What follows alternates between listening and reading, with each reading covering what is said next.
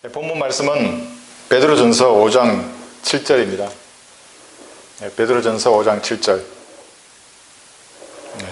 제가 읽겠습니다. 너희의 염려를 다 하나님께 맡기라. 이는 그분께서 너희를 돌보심이니라.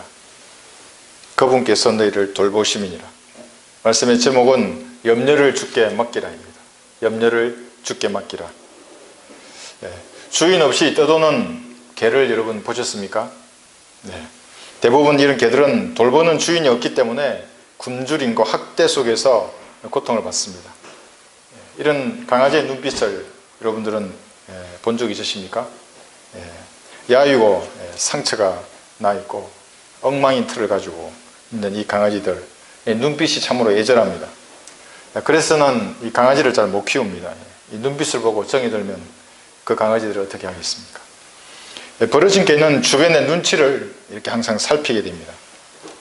무엇인가를 원하면서 수심에 가득 찬 표정으로 염려를 합니다. 그러다가 누가 먹이를 주면 꼬리를 흔들며 좋아하다가 배고프면 다시 어리렁거리면서 거리를 돌아다니게 되는 것입니다. 이런 개들이 무엇을 염려하겠습니까? 무엇을 먹을까? 무엇을 마실까? 무엇을 입을까? 어디서 잠을 잘까? 이런 것들을 염려하게 됩니다. 이들은 오늘도 거리를 방황하지만 주인을 만나지 못한 개들은 이렇게 평생을 거지와 같은 형체로 살다가 거지꼴로 죽는 것입니다. 그러나 주인을 만나서 사랑받는 강아지의 눈빛을 여러분 한번 보십시오. 감히 개 주제에 사랑이 눈에서 뿜어져 나옵니다. 유기된 개와는 전혀 다릅니다. 환한 강체가 눈에서 뿜어져 나오는 것을 볼 수가 있습니다. 개인데 말입니다. 주인의 사랑을 받는 개는 편안히 주인을 신뢰합니다. 주인을 자신을 버리거나 자신을 배신할 것이라고 생각하지 않습니다. 배신을 모르는 존재가 이런 강아지들입니다. 이런 점에서는 사람보다 100배 뛰어난 것이 개입니다. 또 개는 주인을 잘 압니다. 어떻게 주인을 알겠습니까? 말도 통하지 않는데 몸짓으로 하는 언어들, 신호들 이런 것들로 서로 교감을 나누는 것입니다. 그러면 주인과 마음을 이렇게 주고받는 것입니다. 개와 주인은 서로 교감이 없다면 어떻게 되겠습니까? 개는 주인의 마음을 알 수가 없고 그래서 따로따로 됩니다. 개 따로 주인 따로. 주인의 마음을 모르는 개는 주인을 신뢰하지 않습니다. 그러니까 주인은 개에게 마음을 보여줘야죠. 교감을 통해서. 그렇게 되면 개의 마음을 이제 주인에게 주는 것입니다. 여러분 진돗개 아시죠? 진돗개 키우시는 분이 있으신가 모르겠는데 진돗개는 정말 똑똑합니다. 한번 이렇게 주인을 알고 난 다음에 마음을 주인이 나를 사랑하는구나 이걸 개가 알게 되면 개는 평생을 주인을 배신하지 않습니다. 그 주인만 바라봅니다. 그 진돗개는 자기가 마음을 연 그 주인. 그래서 궁견이 안 되는 겁니다. 원래는 세파드보다도 훨씬 똑똑한데 왜냐하면 처음 만난 그 궁견병에게 마음을 열어버린 진돗개는 2년 후에 이제 이 병사가 전역해서 새로운 궁균병이 오면 못 받아들이는 겁니다. 처음 있었던 그 궁균병을 잊지 못하는 겁니다. 배신하지 않습니다. 사람보다 정말 100배나 나은 개입니다. 때가 되면 주인이 의식주를 제공한다는 것을 믿고 평안히 주인을 신뢰합니다. 염려하지도 않고 주인을 배신하지도 않습니다. 그런데 사람은 어떻게 했습니까? 이사야 1장을 한번 보겠습니다. 1장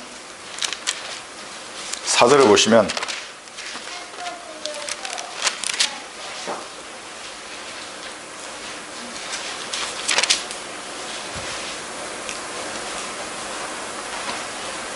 이사야 1장 4절에서 이렇게 말씀하십니다. 죄지은 민족이요 죄악을 짊어진 백성이요 행악자들의 씨앗이요 부패한 자손들이요 그들은 주를 버렸고 그들은 이스라엘의 거룩하신 분을 성나게 하였으며 그들은 타락하여 멀리 갔도다. 이것이 인간입니다. 자신의 피로 값을 주고 사신 주인이 살아계심에도 불구하고 영원히 사시는 전능하신 분임에도 불구하고 사람들은 염려를 합니다. 마음속에서 여러 가지 염려가 넘쳐 나옵니다. 이것을 제가 이름 지었습니다. 염려의 카르텔이 형성되어 있습니다. 외부 환경이 어떻습니까? 여러 가지 갈등이 있습니다. 교회에도 있고 가정에도 있고 직장에도 있고 이웃에도 있고 직업, 생계, 질병, 죽음, 사별, 마귀의 공격들, 염려할 수 있는 여러 가지 요소들이 있습니다. 내적인 상태는 어떻습니까? 우리는 여전히 육신을 입고 있습니다. 성장이 더딘 믿음, 옛사람, 자아를 우리를 가지고 있습니다. 또 육신이 어떻습니까? 이 오감을 가지고 조건 반사적으로 죄를 추구하는 이 육신입니다. 반사적으로 두려워하고 무슨 일만 생기면 낙심하는, 반사적으로. 그래서 이 세 개가 모이면 이게 염려의 카르텔입니다. 질식합니다, 사람들. 상호작용을 해서 이것들이 번뇌와 망상을 일으키는 것입니다. 이것이 육신이나 영적인 질병을 일으키는 원인이 되는 것입니다. 그래서 잠을 못 자고 스트레스를 받습니다. 복합적인 요소가 나를 자극할 때 어떻게 대응하느냐,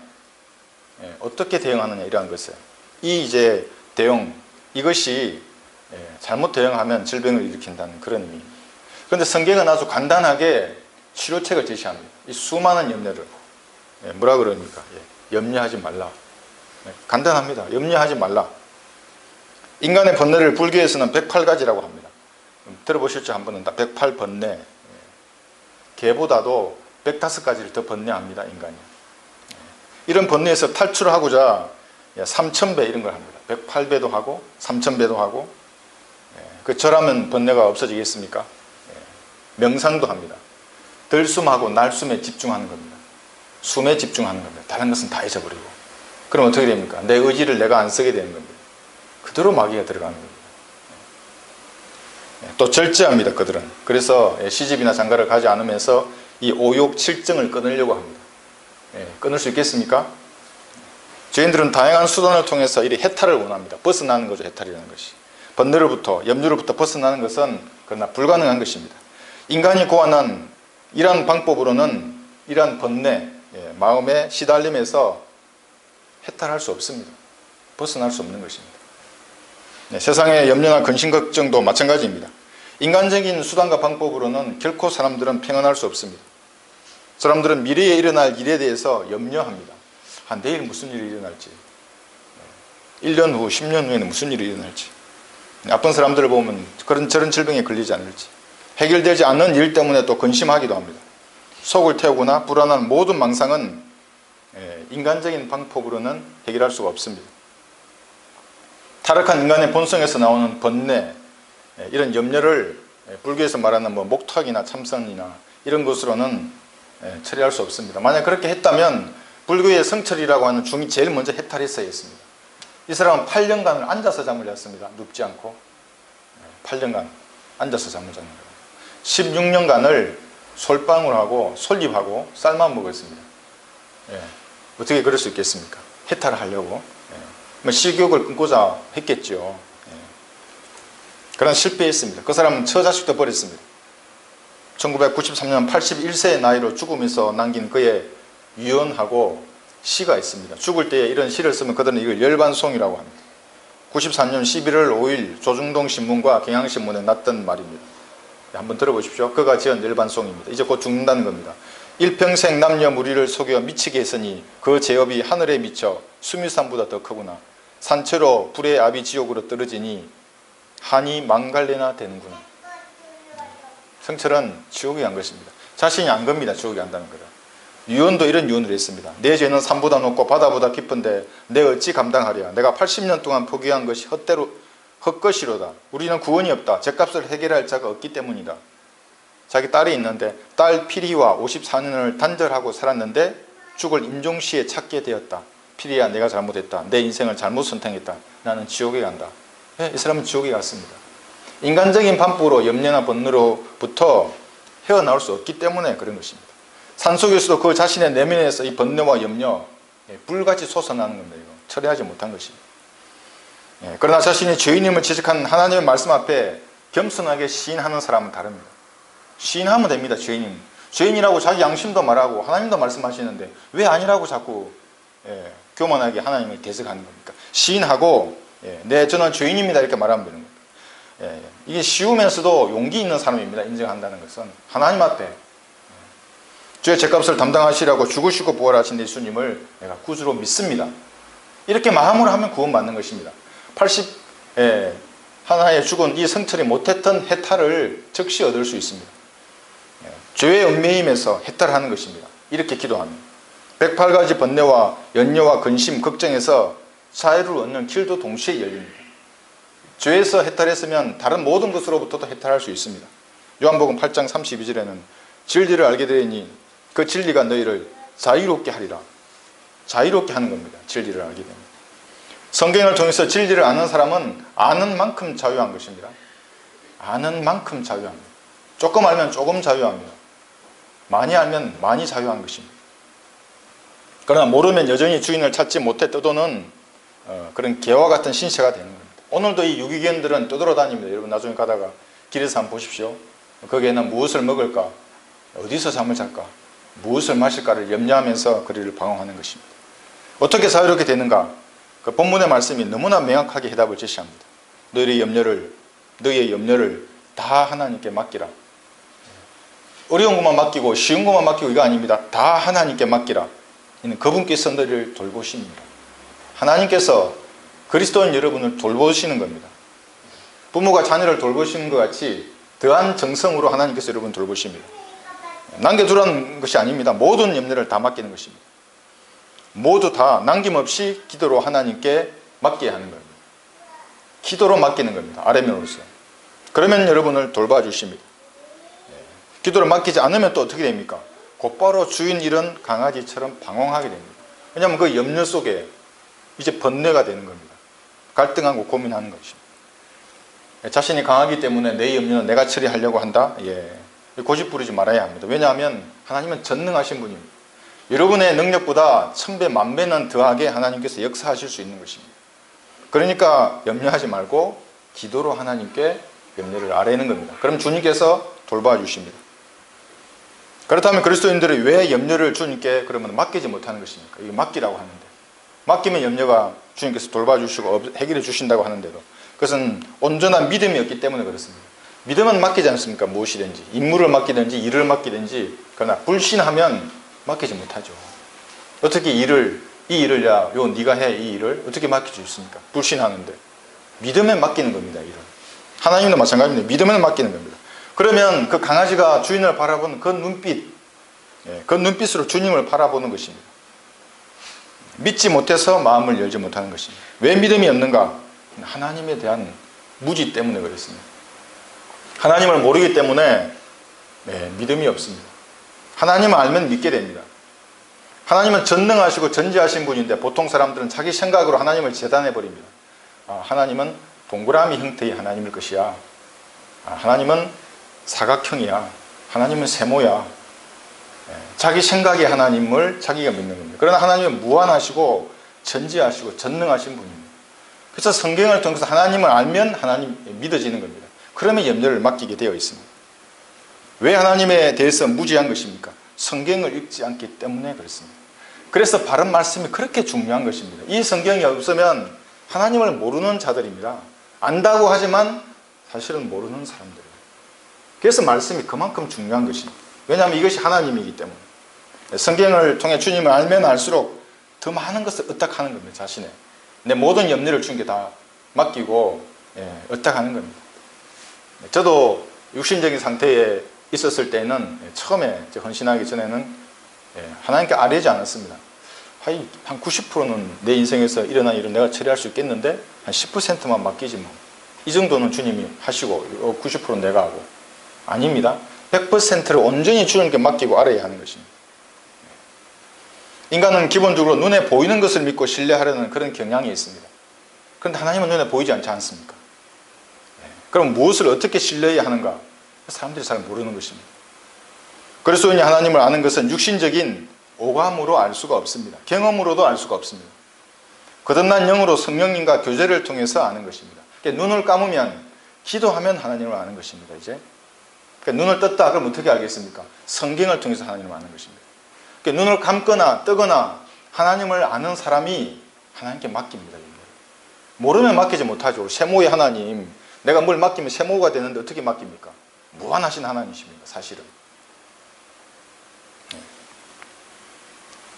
육신의 눈으로 세상과 하나님을 판단하기 때문에 하나님께 맡기지 못하고 하나님을 신뢰하지 못하는 것입니다.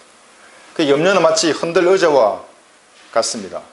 무엇을 왔다 갔다 움직이는 것 같습니다. 전진하는 것 같고 후퇴하는 것도 같고 일하는 것 같죠. 그러나 흔들어져야 앉으면 제자리지 않습니까? 아무 일도 하지 않는 게 염려하는 겁니다. 염려하느니 차라리 다른 일을 하는 게 낫습니다. 아무것도 해결할 수가 없습니다. 불필요하고 무가치한 것이 염려. 그런데도 사람들은 자기 안에서 일어나는 그 생각을 붙잡고 여러 가지 일들로 이제 염려하고 걱정하고 근심을 하게 됩니다. 해야 할 염려도 있지만 하지 말아야 할 염려가 사실은 훨씬 많습니다. 하지 말아야 할 염려 뭐가 있겠습니까? 마태복음 6장을 한번 보겠습니다.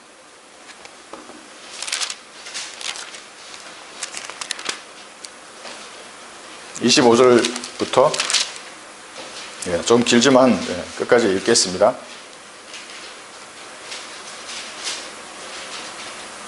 이것을 그냥 영적으로 자신에게 적용하시면 됩니다. 그러므로 내가 너희에게 말하노니 너희 목숨을 위하여 무엇을 먹을까 무엇을 마실까 또 몸을 위하여 무엇을 입을까 염려하지 말라. 목숨이 음식보다 중하지 아니하며 몸이 의복보다 중하지 아니하냐? 공중의 새들을 보라. 새들은 씨앗을 뿌리지도 않고 거두지도 않으며 곳간에 모아 들이지 않아도 하늘에 계신 너희 아버지께서 먹이시나니 너희들이 새들보다 귀하지 아니하냐?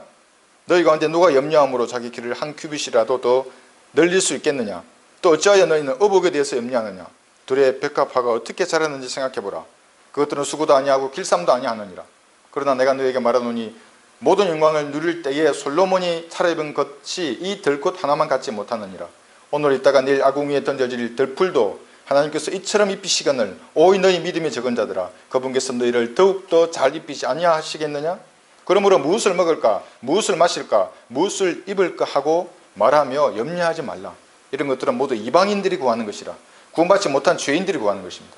하늘에 계신 너희 아버지께서는 너희에게 이 모든 것이 필요한 줄 아시느니라. 오히려 너희는 먼저 하나님의 나라와 그분의 의를 구하라. 그래야면 이 모든 것이 먹고 마시고 입은 이 모든 것이 너희에게 더해 주시리라.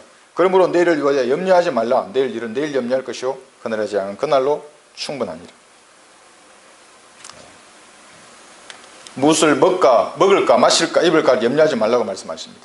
왜냐하면 구원받지 못한 죄인들이 구하는 것이기 때문에 그렇습니다.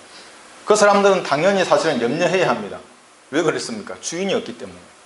자기가 먹을 것을 구해야 되고 입을 거, 마실 거, 잘 곳을 자기 스스로 자기 힘으로 구해야 합니다. 그렇지 않으면 못 먹죠. 근데 우리는 다릅니다. 길거리에서 주인 없이 눈치 보면서 돌아다니는 강아지를 한번 보십시오. 수심이 가득 찬 눈빛에 염려하는 표정으로 방황하는 강아지들. 이 주님을 모르는 죄인들과 같은 것입니다. 우리는 아니죠. 우리는 하나님의 자녀입니다. 그리스도인에게는 아버지가 계십니다. 우리의 모든 필요를 아시는 아버지가 우리를 돌보고 계십니다. 그래서 죄인들이 구하는 것을 먼저 구하지 말고 우리가 아버지가 있기 때문에 하나님의 나라와 의를 구하는 것입니다. 그러면 나머지는 아버지가 돌봐주시는 것입니다. 이 말씀을 하시는 당시 유대인들은 도덕적이고 영적으로 완벽한 그 하나님의 나라와 의를 구해야 했습니다. 행위로 구해야 했죠. 바리새인들보다 뛰어난 의, 서기관들보다 더 뛰어난 의를 자기 행위로 구해야 했습니다. 그랬다면 초림 때에 그 땅은 천국이 되었을 것입니다. 이 지구가. 그러나 그들은 예수님을 십자가에 못 박았고 이제 재림 때까지 천국은 연기되었습니다. 근데 우리는 어떻게 되었습니까? 예수님께서 십자가에 그 흘린 피를 믿는 우리에게는 이미 하나님의 완벽한 의가 증가되어 있습니다. 여러분 구하지 않아도 예수님 영접할 때 그 의를 모두 소유하고 계신 하나님의 자녀입니다. 그러니까 하나님과 동등합니다. 의에 있어서는.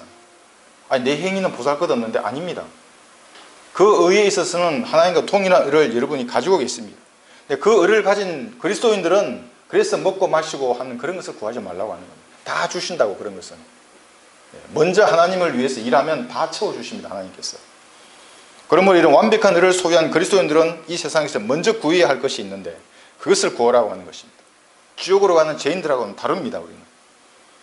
벤자비 수리새라는 새가 있습니다. 독수리의 일종입니다. 그러니까 하늘에서 이렇게 시력이 좋습니다. 독수리들을 보고 뱀이 있거나 이런 도마뱀이나 이런 것이 있으면 그대로 내려와서 이렇게 잡는 겁니다. 그렇게 먹이를 잡다가 땅에 발을 딛는 순간에는 먹이를 막 잡습니다. 그러다가 이제 이 새를 잡는 사자가 오면 어떻게 되냐면 이 수리새가 자기가 날개가 있다는 것을 잊어버리는 겁니다. 발로 도망갑니다. 새가. 그건 날면 될 텐데. 사자의 먹이가 되는 것입니다. 너무나 당황한 나머지 날 수 있다는 세례하는 사실을 잊어버리는 것입니다. 우리도 마찬가지입니다. 하나님의 완벽한 의가 우리에게 전가되어 있는데 구하는 것이 그들과는 달라요. 그런데 내가 잊어버리고 나도 땅에 속한 세상 죄인들과 같은 것을 구하면 하나님 보시기엔 답답하죠. 그거 알고 있는데, 물론 당연히 먹을 것과 입을 것을 위해서 말씀하시면 하나님 해주십니다. 근데 우선 구해야 할 것에 대해서 말씀드리고 있는 것입니다. 그래서 저는 예수님의 입장에서 자신과 가정과 교회와 남북한의 이 민족을 위해서 무엇을 구해야 할 것인가? 예수님 입장에서 한번 여러분 생각해 보십시오. 제가 처음에 이 글을 쓰게 될 때 그렇게 말씀하셨습니다. 내가 글을 못 쓰겠다고, 나는 군대에서 보고서만 썼는데 이 글은 어떻게 쓰냐고. 그러니까 예수님의 입장에서 글을 쓰라는 겁니다. 그때 제가 깨달았습니다. 그런 것이구나. 내가 구하는 것도 마찬가지입니다. 무엇을 구해야 할까? 예수님의 입장에서 한번 생각해 보시면 됩니다. 내 가정과 교회와 지역사회와 이 민족을 위해서 구해야 할 것. 주님은 자신에게 충성하는 종에게 나는 너희를 알지 못한다, 불법을 행하는 자들아 내게서 떠나가라고 결코 쫓아내지 않습니다. 왜냐하면 우리가 믿지 아니하여도 그는 항상 신실하시니 그는 스스로를 부인하실 수 없기 때문에 그렇습니다. 내 스스로를 보면 내가 실망하고 하나님께서 나를 받아주실까? 혹시 걷어차버리는 건 아닐까? 결코 그렇지 않습니다. 구원받은 그리스도인은 하나님 앞에 나아가면 받아주시는 것입니다. 눈에 보이는 물질은 소멸하고 잠깐뿐입니다. 보이지 않는 것은 영원하기 때문에 우리의 마음은 보이지 않는, 소멸하지 않는 보물이 간직된 하늘나라에, 이 킹덤에 우리 마음이 가 있습니다. 그래서 이 세상에서는 먹을 것과 입을 것이 있으면 그것으로 만족하라고 말씀하십니다. 디모데전서 6장 7절을 보시면 우리가 세상에 아무것도 가지고 온 것이 없으며 아무것도 가지고 갈 것이 없는 것이 분명하니 우리에게 먹을 것과 입을 것이 있으면 이것으로 만족할 것입니다. 그러나 부유하게 되고자 하는 자들은 유혹과 올무와 여러 가지 어리석고 해로운 정욕에 빠지리니 이는 사람들로 파멸과 멸망에 빠지게 하는 것이라고 말씀하십니다. 그러니까 주님이 허락하시는 것으로 만족하면 염려가 없습니다. 허락해 주시는 그것 하나로 하루에 3끼면 만족하지 않습니까? 4끼 5끼를 꼭 먹어야 하겠습니까? 염려할 것이 없는 것입니다. 좀 더 먹고 마시고 입으려고 하기 때문에 고생과 수고 가운데 염려하는 것입니다. 전도서 6장 7절에서는 이렇게 말씀하십니다. 사람의 모든 수고는 자기 입을 위한 것이지만 식욕은 채워주지 않는도다. 식욕뿐만 아니라 모든 내 육신의 욕구는 채워지지 않습니다. 내일이 되면 오늘의 욕구는 전부 지나간 것들입니다. 기억하지 않습니다. 채워졌다고. 또다시 요구하는 것입니다. 또다시 배가 고프고 또다시 육신은 무엇을 요구하고 원하는 것입니다. 그래서 이런 것들은 모두 부질이 없다고 말하는 것입니다. 부질이 없다. 이 말의 뜻은 불질이 없다는 말입니다. 그러니까 낫이나 괭이나 이런 것들을 새를 깎은 다음에 두드리고 연단을 하지 않습니까? 불질을 합니다. 이렇게. 그러면 단단해집니다. 다시 식히고 다시 두드리고 또 불질하고 두드리고. 이런 것들은 미래에 밭에 나가면 쓰임을 받겠죠. 이런 농기구들은. 근데 불질이 없는 농기구들은 보기는 좋은데 그다지 깨져버립니다. 쓸모가 없는 것이 되는 겁니다. 부질 없는 욕구입니다. 이런 것들. 그런데 해야 할 염려도 있습니다. 고린도후서 11장을 보겠습니다. 11장 여기 28절을 보시면 고린도후서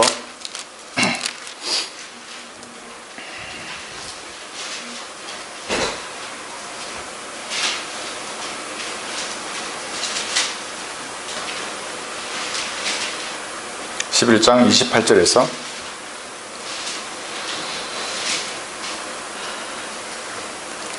그 외부의 일들 외에도 날마다 나에게 밀려드는 것은 모든 교회에 관한 염려라. 교회에 대해서 염려하고 있습니다. 바울은 자신이 받는 다양한 고난과 위협, 또 교회 내에서의 거짓 행지의 위험 속에서도 하나님의 피로 사신 교회에 대해서 부담을 가지고 있는 것입니다. 그래서 교회를 위해서 염려합니다. 어떻게 하면 강성한 교회가 될까? 그리고 하나님의 맡겨주신 일을 우리가 수행할 수 있을까? 이것을 염려하는 것입니다. 해야 할 염려입니다. 왜냐하면 마귀는 교회를 파괴하려고 합니다. 우리의 모임을 파괴하려고 하는 것입니다. 첫 번째 목표가 이것입니다. 그들의 전쟁의 목표입니다. 우리의 모임, 즉 이 교회는 이 지역에 사이에서 싸우는 영적인 전투의 본부입니다. 그래서 마귀는 여기를 파괴하려고 하는 것입니다. 우리가 행하는 사역의 중심입니다. 건물이 아니라 우리의 모임을 말하는 것입니다. 여기 디모데전서 3장 15절에 보시면 이렇게 한번 찾아보겠습니다. 디모데전서 3장 15절.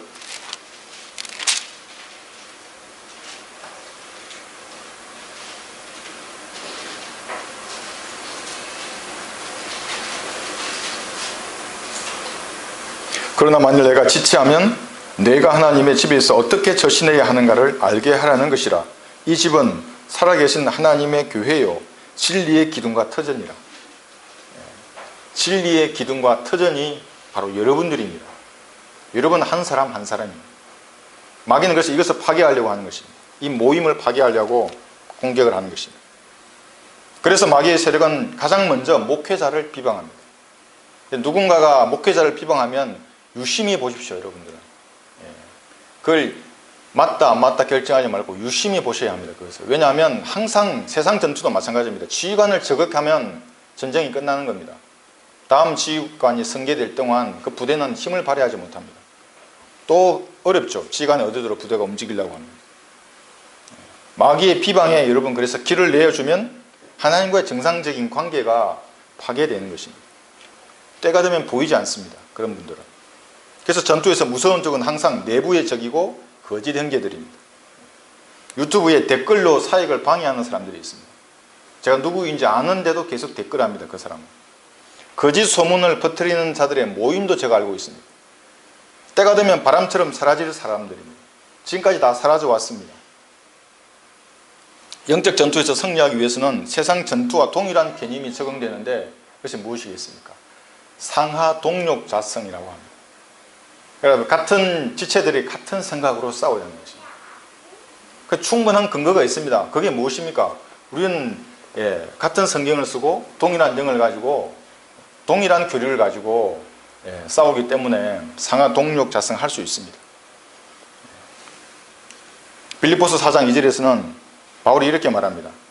그 두 명의 그 여자분들에게 유오디아에게 권하며 순두케에게도 권고하노니 주 안에서 같은 생각을 가지라. 그러면 강성한 교회가 되는 것입니다. 생각을 분리시키면 분열됩니다. 그림 전도지, 거리 설교를 하는데 어떤 사람이 이렇게 말했다고 합니다. 이 그림 전도지가 이걸 보면 자기 거리 설교가 막힌답니다. 그래서 그림 전도지를 치우라고 그랬답니다.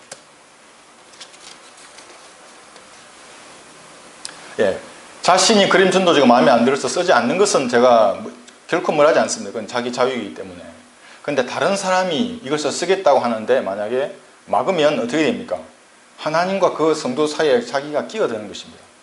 그럼 끼어든 이 사람은 하나님께서 어떻게 하시겠습니까?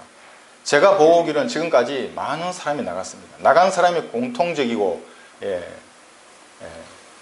그게 뭐였냐면 이 그림 전도지에 대해서 반대하는 거였습니다. 이 그림 내가 그린 것이 아닌데도 불구하고 사람들은 반대했습니다.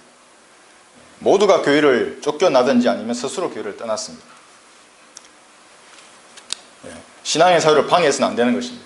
제가 처음에 르크만 목사님의 그 책이 있습니다.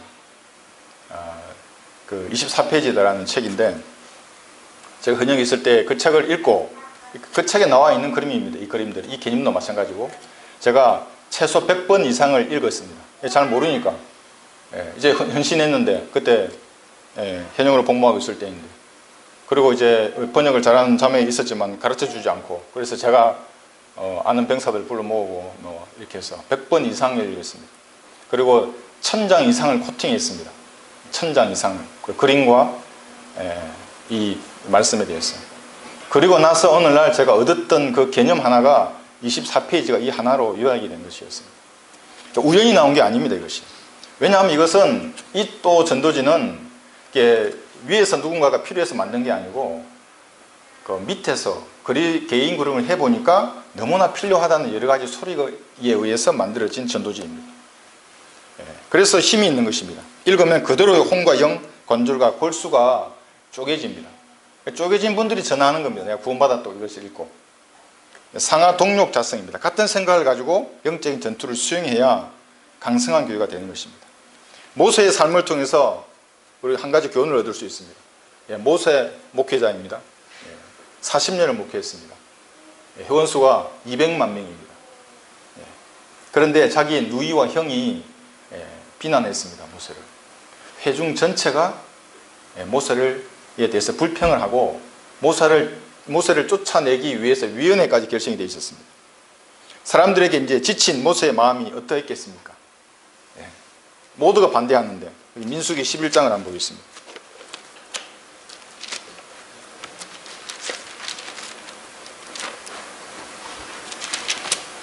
민수기 11장 보시면 10절에서 낙담한 사람들에게 치여서 낙담한 모세가 민수기 11장 10절에서 15절 보시면 그때 모세가 백성이 그들의 족속들대로 각자 자기 장막문에서 우는 것을 들으니라. 주의 진노가 크게 타올랐으며 모세도 불쾌해하였더라. 모세가 주께 말씀드리기를 어찌하여 주께서는 주의 종을 괴롭게 하시나이까? 어찌하여 나는 주의 목전에서 은총을 얻지 못하고 주께서 이 모든 백성의 짐을 내게 지우시나이까? 내가 이 모든 백성을 잉태하였나이까? 내가 그들을 낳았기에 주께서 내게 말씀하시기를 양육하는 아비가 젖먹이를 품듯이 내 품에 그들을 안고 가라 하시며 주께서 그들의 조상들에게 맹세하신 그 땅으로 데리고 가게 하시나이까? 내가 이 모든 백성에게 줄 고기를 어디서 얻겠나이까? 이는 그들이 울며 내게 말하기를 우리에게 고기를 주어 먹게 하라 함이니이다. 나는 이 모든 백성을 혼자서 감당할 수 없나이다. 이는 그것이 내게 너무 막중하기 때문이니이다. 주께서 나를 이처럼 대하신다면 만일 내가 주의 목전에 은총을 얻었다면 내가 주께 간구하오니 나를 즉시 죽이소서. 그리하여 나로 하여금 나의 비참함을 보지 않게 하소서 하더라. 이렇게 낙심한 모세에게 주님께서는 항상 먼저 나타나셔서 그런 압박을 완화시켜 주십니다. 모세는 다시 힘차게 자기 사역을 감당했습니다. 아마도 모든 사역자가 동일할 것입니다. 그래서 이 사역을 감당케 하시든지 반대하는 자들을 제거하고 동력자를 주시든지 환경을 조성해 주시든지 아니면 고통 없이 주님 앞으로 데려가 달라고 하는 것이 사역주로 부름받은 사람들의 마음일 것입니다. 적에게 항복하는 수치를 당하느니 죽여달라고 하는 것입니다. 군인의 정당한 요구입니다. 이것은 저도 마찬가지입니다. 어느 날 1년에 걸쳐서 22만 장의 전도지가 북한 땅에 떨어진 때가 있었습니다. 북한 노동당은 전체 인민이 시청하라는 영상을 제작해서 배포했습니다. 그 영상에는 전도지를 발견하거나 남한의 성경을 만들어하거나 남한의 USB를 발견하면 즉시 신고하라는 거 있습니다. 신고하지 않으면 처벌을 하겠다. 탈북자들은 이 영상을 획득해가지고 북한에서 제2의 종교 탄압이 일어난다고 유튜브에 이 영상을 이렇게 유포를 했습니다. 누가 보낸 전도지입니까? 하나님의 사람들이 보낸 전도지와 성경이 북한에 갔던 것입니다. 또 어느 날에는 하룻밤에 12만 장의 전도지가 북한에 떨어졌습니다. 그로부터 한 달쯤 뒤에 북의 김여정이 개성공단에 있는 100억짜리 남북 연락사무소를 폭파시켰습니다. 그리고 남한의 종북주의자들에게 법을 만들라고 김여정이가 지시했습니다. 그랬더니 남북관계 발전에 관한 법률 일부 개정안이 국회 본회의 통과를 앞두고 있습니다. 누가 이런 입법을 했는가? 김대중의 아들 등 24명, 송영길 민주당 의원 등 12명이 발의를 했습니다. 독재자의 어린 딸 자식의 한마디가 대한민국의 헌법보다 위에 있는 것입니까? 무슨 약점을 잡혔길래 이런 악법을 법으로 만드는 것입니까? 노무현 씨마저도 대북 전단을 금지하는 법률을 만드는 것은 비민주적이라고 얘기했습니다. 문재인 대통령은 노무현 대통령이 말하기를 너는 정치를 하지 말라고 얘기했던 사람입니다. 그런 문재인 대통령이 인권 변호사라는 이런 타이틀을 가지고 있는 것은 국민을 우롱하는 것이고 권력을 잡기 위한 수단이었다고 생각이 되는 것입니다. 왜냐하면 북한 독재에 억압당하는 사람들에게 무엇이라도 보내야 하는데 보내지 말라 못하게 하는 것이 어떻게 인권 변호사가 그런 말을 할 수 있는 것입니까? 국민을 잠재적인 범죄자로 만들려는 이런 악법은 반드시 철회되어야 합니다. 이 법률은 국회를 통과한 후로부터 3개월 이후에 이제 시행이 됩니다. 이를 시작하신 분도 하나님이시고 종결하시는 분도 하나님이십니다. 남풍을 불게 하시는 분도 하나님이십니다. 하나님의 일은 하나님께서 주관하시는 것입니다. 벌레 같은 인간들이 이것을 방해하고 법률을 만든다고 하더라도 지옥에서 구원받아야 할 사람들에게 성경과 전도지를 보내는 이 일에서 주님은 물러서지 않을 것입니다. 시편 146편을 보겠습니다. 1절에서 4절 보시면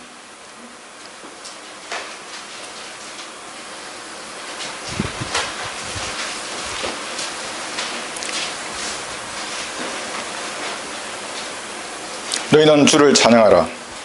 온 내 영혼아 주를 찬양하라. 내가 살아있는 동안 주를 찬양할 것이요 내가 존재하는 동안 나의 하나님을 찬송하리로다. 통치자들을 신뢰하지 말며 사람의 아들도 신뢰하지 말라. 그들에게는 어떠한 도움도 없도다. 어떠한 도움도 없습니다. 그의 호흡이 나가오려면 그 사람은 그의 땅으로 돌아가니니 바로 그날에 그의 계획들은 사라지리로다.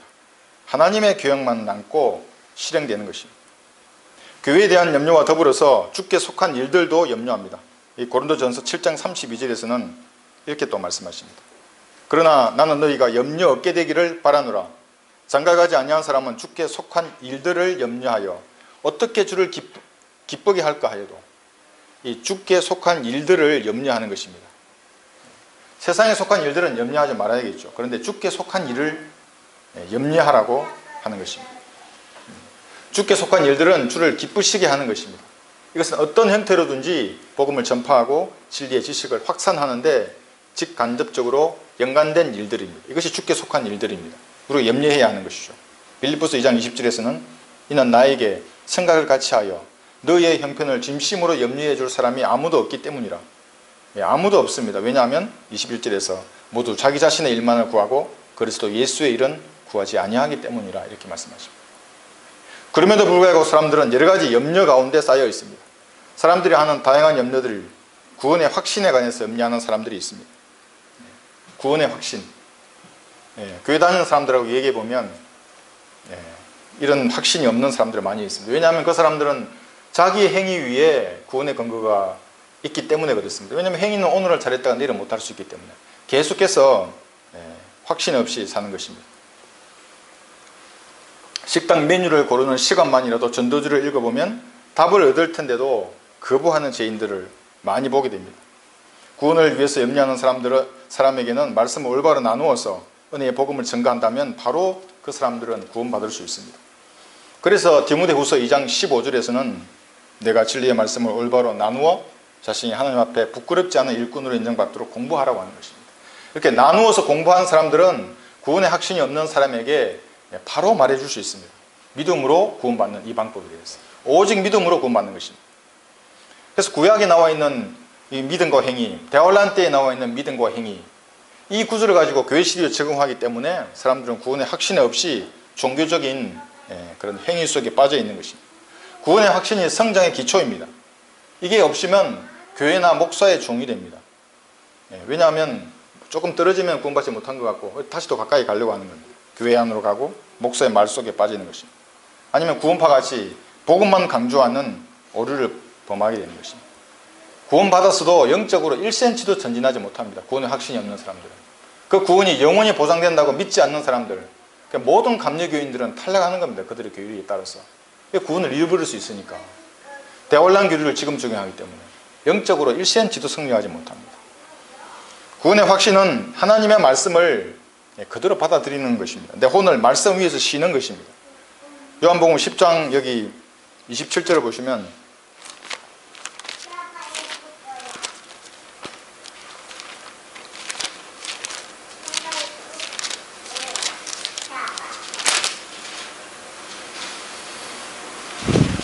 네. 28절부터 읽겠습니다.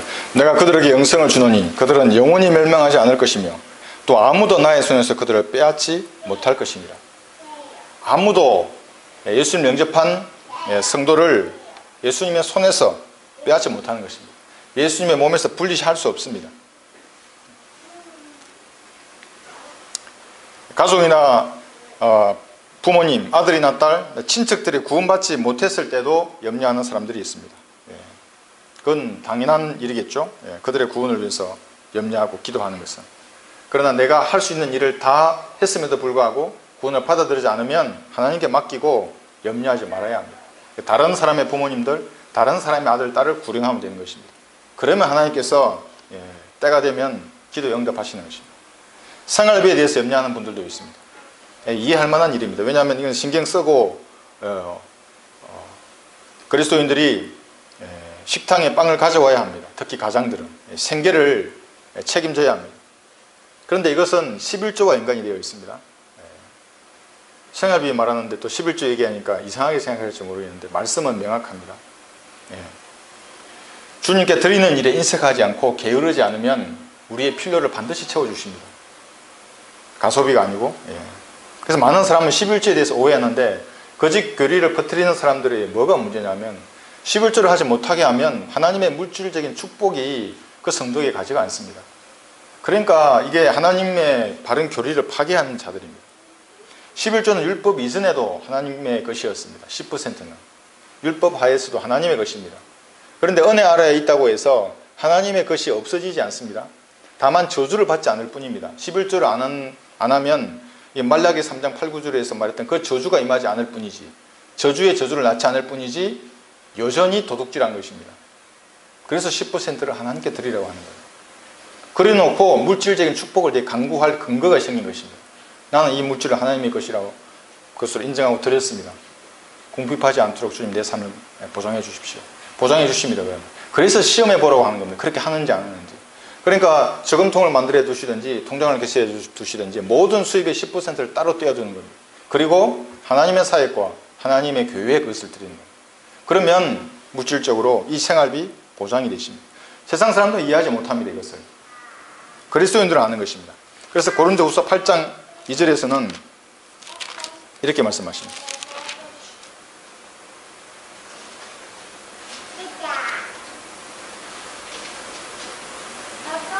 고린도후서 8장 2절.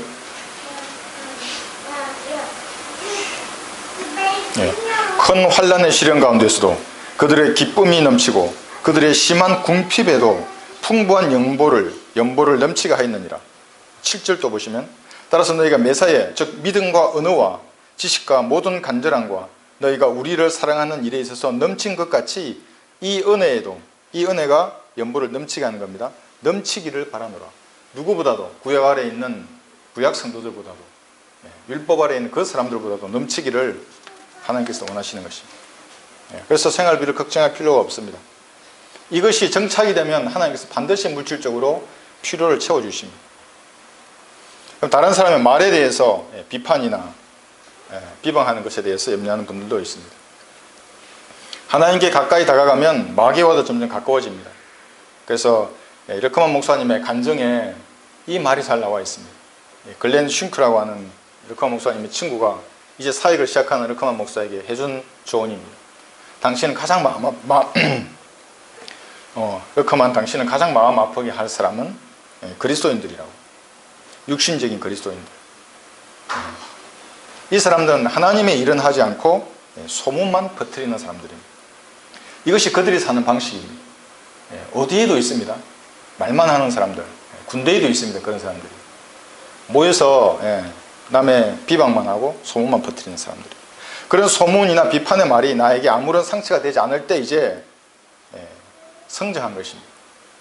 오히려 그런 비판이 하나님의 일을 할 동기가 될 때 성장한 것입니다.